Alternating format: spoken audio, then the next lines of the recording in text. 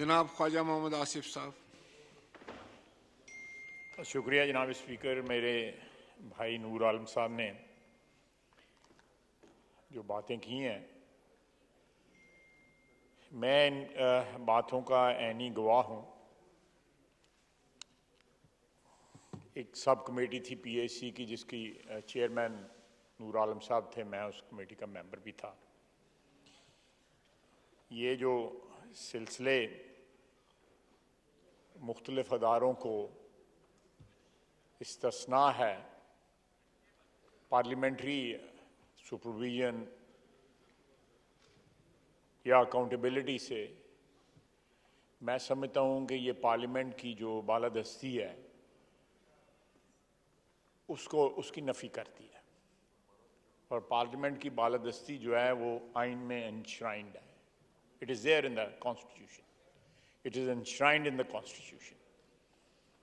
ये बड़ा important part है जो गुफ्तगू की है मेरे भाई नूर आलम साहब ने, कि जब तक हमारा अदारा जो है अपने आप को आइन के मुताबिक, मैं किसी गैर आइनी इक़दाम की हमायत नहीं करूँगा, आइन के मुताबिक अपने आप को असर्ट करता है, तो इस सारे अदारे के मेंबरान का और इस अदारे का एक कलेक्टिवली उस अपनी कमेटी के पीछे खड़ा होना जो है ना वो बनता है।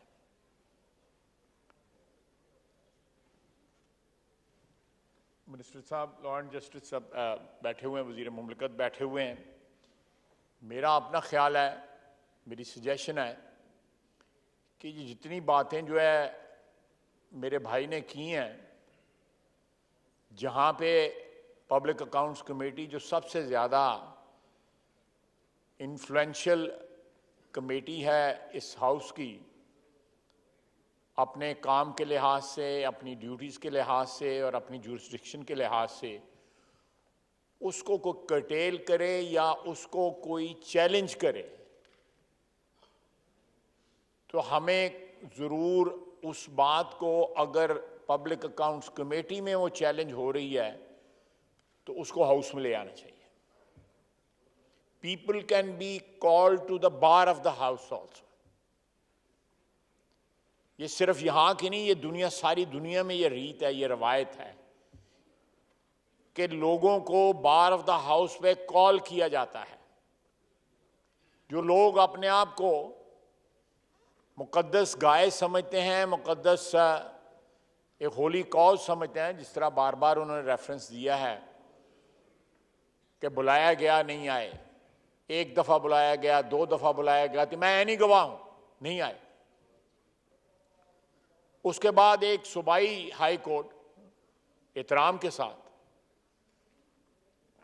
वो कहता है कि 18 अमेंडमेंट के तहत जो है कि पब्लिक अकाउंट्स कमेटी को जो है वो इनक्रोच नहीं कर सकती प्रोविंशियल मैटर्स के ऊपर।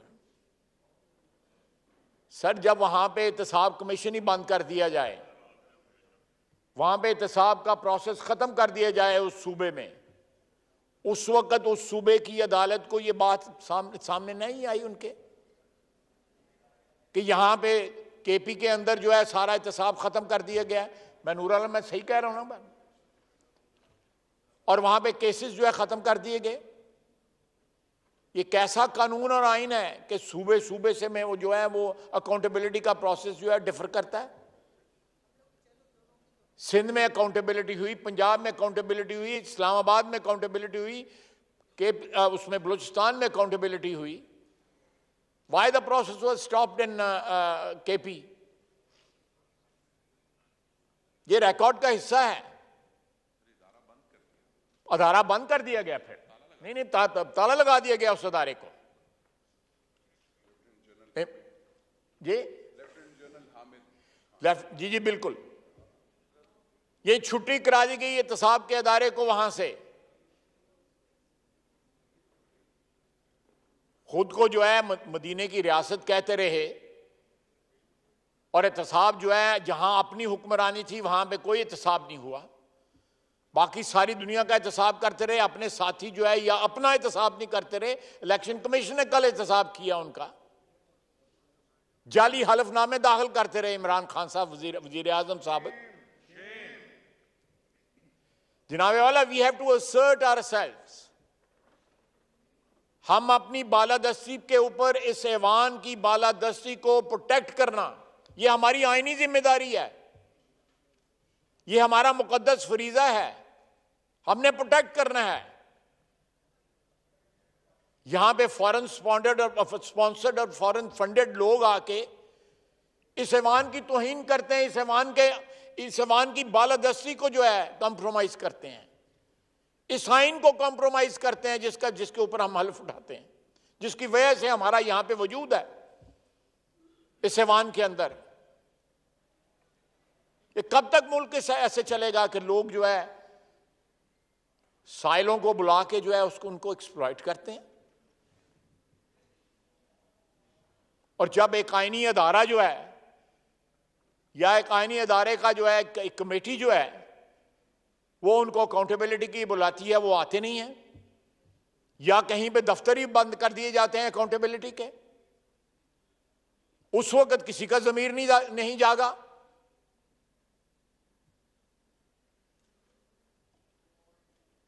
हिंदुओं से मैं इंडियन से पैसे वसूल करते हुए जो है वो उनको शर्म या ना आई। इजराइलियों से पैसे वसूल करते हैं, अमरीकनों का हमारे ऊपर मलबा डालते हैं और पैसे खुद उनसे वसूल करते हैं। जनाबे वाला, ये मेरा ख्याल है कि आपकी चेयर से कोई ना कोई रूलिंग आनी चाहिए कि when anybody summoned by public accounts committee, उस बंदे को अपीयर जरूर होना चाहिए। वो अपने नंबर 2 या नंबर 3 या नंबर 4 को वहां पे ना भेजे। अगर उससे कोई ऐसी बात हुई है जो उसके ओहदे के तकद्दस के मुताबिक नहीं है,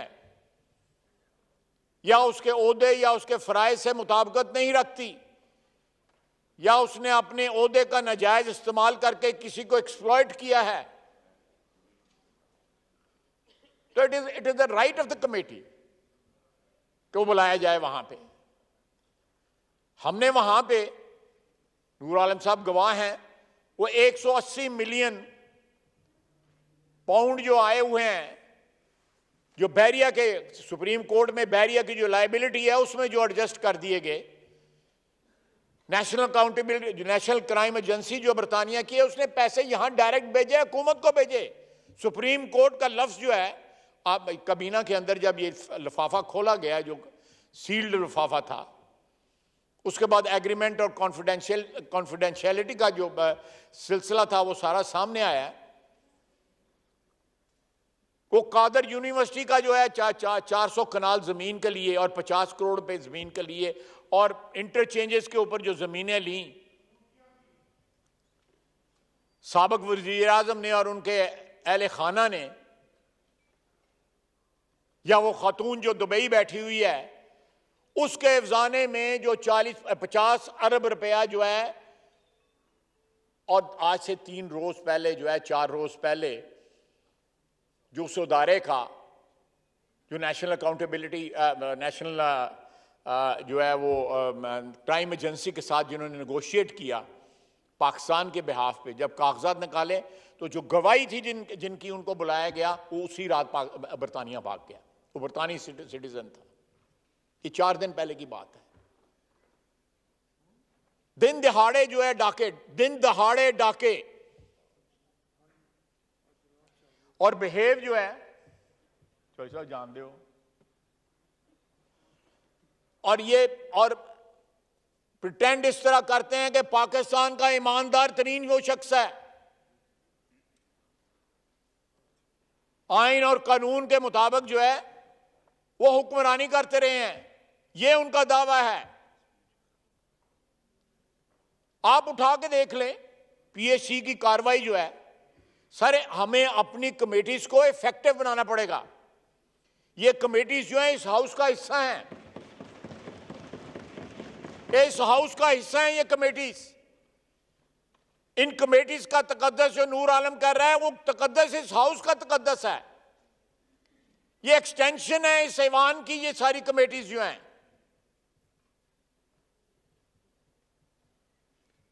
हर आदमी को जवाब दे। अगर स्पीकर साहब, आप जवाबदेह हो सकते हैं, आप भी उस प्रोसेस से गुजरे हैं। मैं जवाबदेह हो सकता हूं, मैं भी उस प्रोसेस से गुजरा। हमने जेलें काटी हैं सिर्फ इसलिए कि हम किसी की क़यादत कबूल करते थे या किसी पार्टी की, ऐसी पार्टी का हिस्सा थे जो हुकूमत के खिलाफ थी। रियासतें या मुल्क जो हैं, मुल्क इस तरह कायम नहीं रहते। जब इंसाफ जो है वो उसका फुकदान हो जाए, इंसाफ उस धरती से उठ जाए कि हम उस कमेटी में डिफेंस मिनिस्ट्री भी आती है। अगले दिन ही आए हुए थे, 2 दिन पहले आए हुए थे, कल आए हुए थे। अगर हमारा दफा के इदारे वहां पे अपनी अकाउंटेबिलिटी दे सकते हैं, बाकी इदारे क्यों नहीं दे सकते?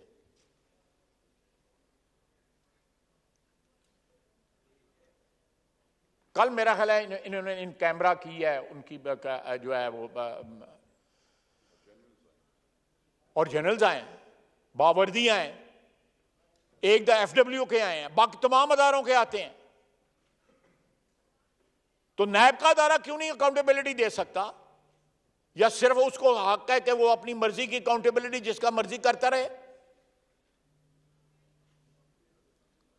अगर वहां पे कोई खातून आ जाए तो फिर जिस तरह नूर आलम ने कहा है, फिर उस खातून की जो है वो एक्सप्लॉयटेशन जो है उसकी जो है वो शुरू हो जाए।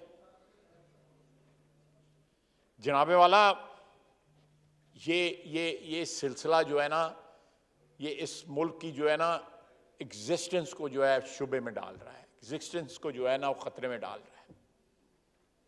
इतनी नाइंसाफी, इतना इम्बैलेंस, इतनी एक्सप्लॉयटेशन,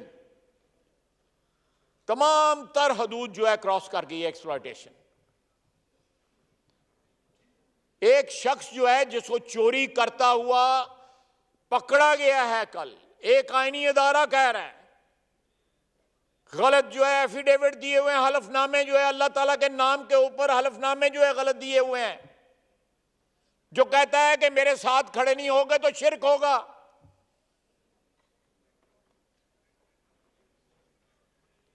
जो वादा उला शरीक के साथ जो है अपने खुदा अल्लाह ताला मुझे माफ करे, किसी की मजहबी हमीयत नहीं जागती वो जब ऐसी गुफ्तगू करता है। और खुदा न खास्ता अगर कोई गैर मुस्लिम कोई बात कह दे हमारे दीन के खिलाफ या हमारे मजहब के खिलाफ या नबी सल्लल्लाहु अलैहि वसल्लम के खिलाफ,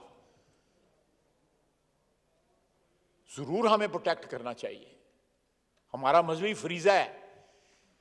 लेकिन जब एक हुक्मरान जो है, एक साबिक वजीर आजम, मौजूदा एक सियासी रहनुमा है अपनी पार्टी का, वो इस किस्म की गुफ्तगू करता है तो किसी की मजहबी हमीयत नहीं जागती।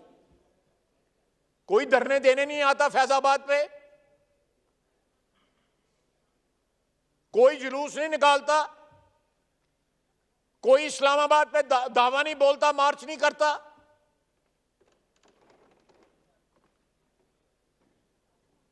लोगों की जेबों में हाथ डाल के पैसे निकालते हैं, इस मुल्क के वसाइल, इस हुकूमत के वसाइल इस्तेमाल करते हैं अपनी जात के लिए, ब्लैकमेल करते हैं लोगों को। ना अदारों का जो है वो जमीर जागता है, ना अफराद का जमीर जागता है।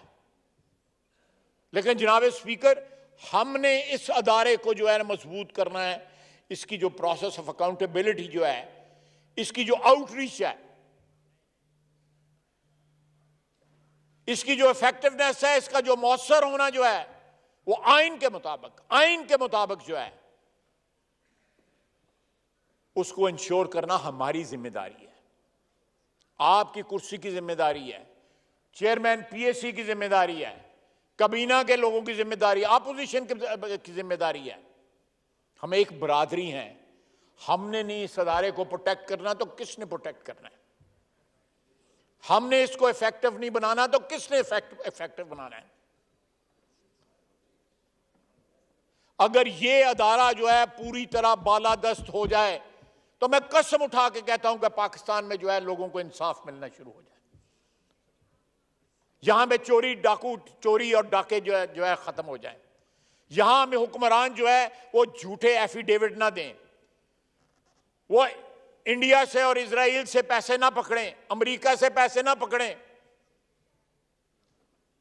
और उसके बाद कहेंगे अकाउंटेंट ने हमसे जो है कागजात जो है साइन करवा लिए थे।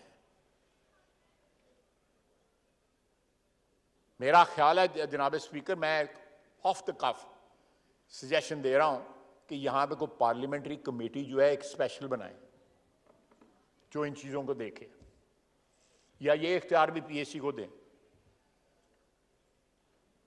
कि हम अपनी परफॉर्मेंस की भी तो अकाउंटेबिलिटी करें कि हमने माजी में देखिए सबसे ज्यादा विक्टिम 75 साल में, सबसे ज्यादा विक्टिम 75 साल में यह अदारा बना है।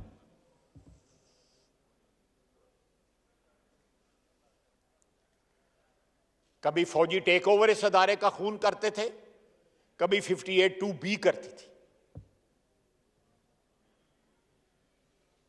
हमने इस अदारे को अल्हम्दुलिल्लाह पिछले 10-12 साल में इस अदारे के साथ हादसा नहीं हुआ। 2008 के बाद 14 साल हो गए हैं, अल्लाह ना करे कि हादसा हो, लेकिन बहुत दफा हम हादसा के बड़े करीब पहुंच गए। ये बातें जो है बाआवाज़ बुलंद होनी शुरू हो गई कि आज गए कि कल गए। हमें ये चीज इंश्योर करनी पड़ेगी कि अगर हमने अपना एग्जिस्टेंस जो है 14 साल के लिए प्रोटेक्ट कर लिया, अल्लाह ताला हमें हमेशा इस अदारे को कायम रखे आईन और कानून के मुताबिक, लेकिन इसकी इफेक्टिवनेस भी इंश्योर होनी चाहिए। अगर वजूद है तो उस वजूद का एहसास सारे पाकिस्तान में होना चाहिए, सारे अदारों को होना चाहिए कि पार्लियामेंट जिंदा है और पाइंदा है। पार्लियामेंट एक ऐसा अदारा है जो बालादस्त है,